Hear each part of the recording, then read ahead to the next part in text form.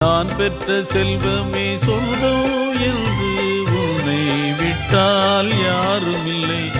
நாள்தோறும் அம்மாடி கண்ணீர் சிந்த கண்ணில் இன்னும் நீரும் இல்லை. காயங்கள் காலம் முழுக்க ஆறாதோ,